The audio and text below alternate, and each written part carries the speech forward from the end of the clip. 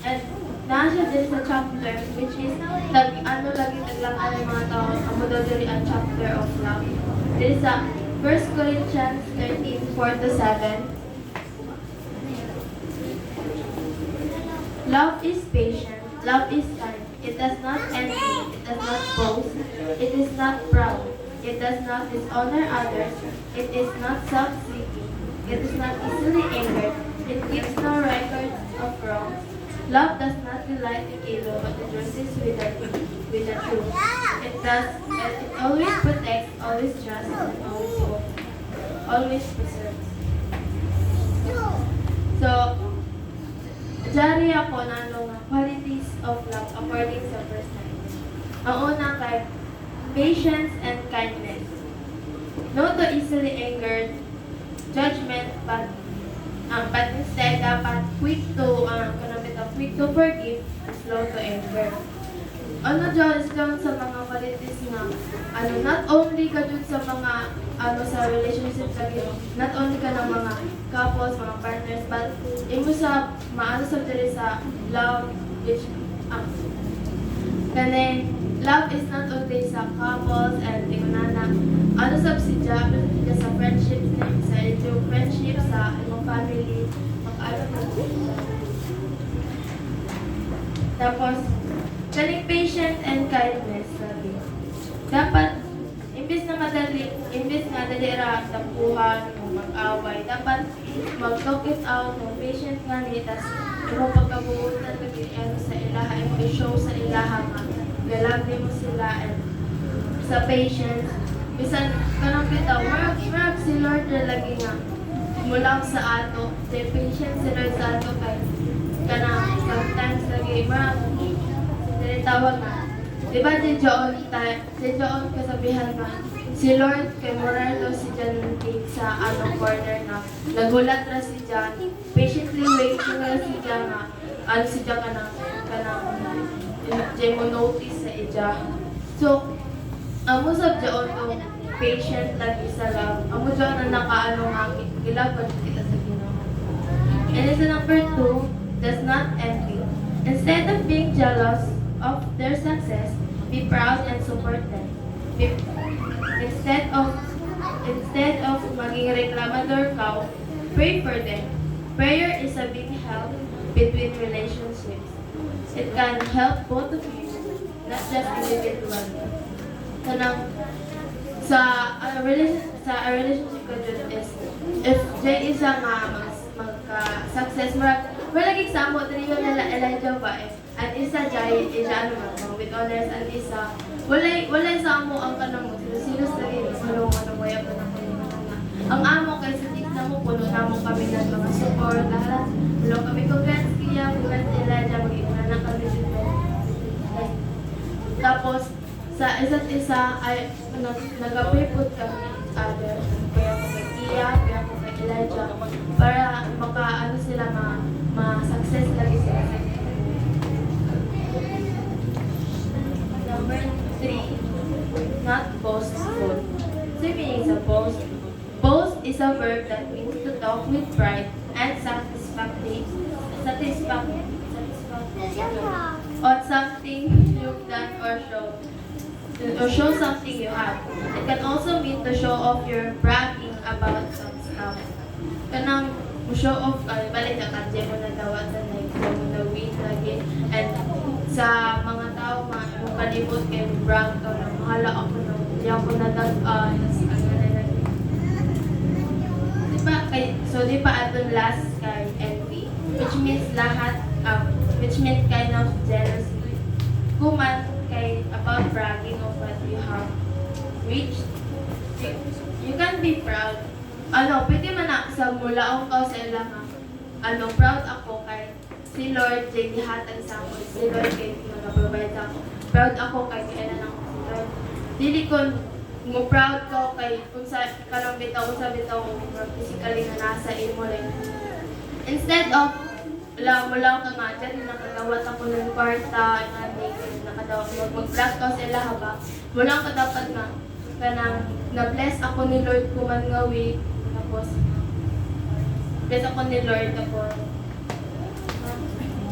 pray, tapos mag-give thanks ako kay Lord nga magpray ako mag-give thanks ako kay Lord kay di ko diri taghatagan diri nga tagran ko ni nga murag lagi kani napasud diri not proud. As I said, don't overdo ka Diyos na pag ano lagi pag-share sa ilang kasi mo na dawat kana wag kang kanang bitaw maging proud sa yourself na mas dako ka, mas highest ka kasi sa lain tao sa pag-ibot mo. But be proud sa ilahan mo and be humble also. Tapos, dili dadun sa number 5, love does not honor others. Kanang each other has to have respect to each other. Dapat isa't isa din respect sa isa't isa. Hindi dapat sila magsinan mga staff lagi na makadaot sa isa. Just because kay maraming zelos si Jagang may lagi kay dinadawat at yung isa. Like, Jari ka to make the relationship last longer, dapat na agad i-juha respect sa isa't isa. This does not refers only to couples but also to friendship. Perfect example gihapon kami tuyo. Like, wala sa amo nga din. Maybe di mo tayo sa magkatawa-katawa, may magbuli-buli kami minsan sa amo sa isa't isa. But wala ka times ka nang diya mo ka nang nagdausan kami, wala ka nang jaon na hitap o sa amo tuyo. Wala yung away-away sa amo nga, literal nga, dugay na way na pinansinay mo ya. And that is a seek. It is not self-seeking.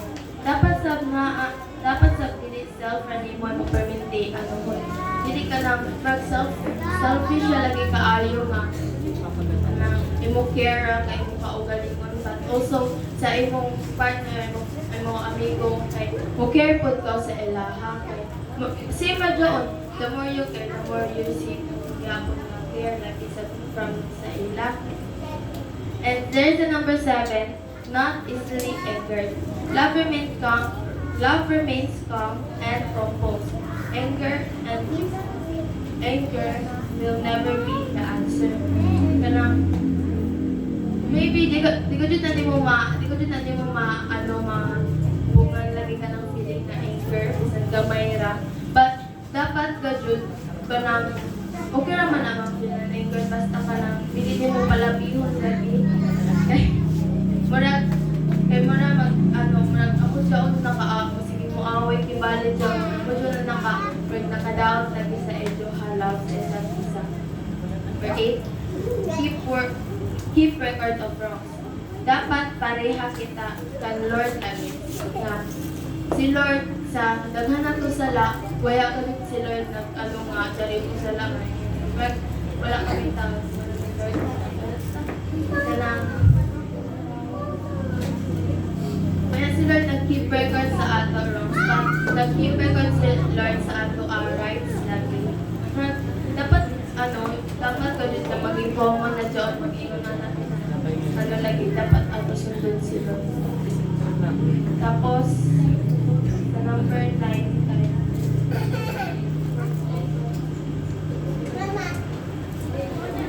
Love does not delight in evil, but rejoices with Love does not delight in evil, but rejoices with the truth. Kanang dapat i-less na nato na magsinungaling sa isa't isa. But even tapos kanang bitaw love delight with the truth. Dapat kanang sa injudo halagi kay kanang sa ni Diyos sa ijuha-duha relation sa ijuha friendship lagi sa tanan ng rejoices with joy ragadud kamo na bisan ang usa ka din mo na murag usa kay or sa dapat ka naging environment sa ilang na ay joy ka dyan.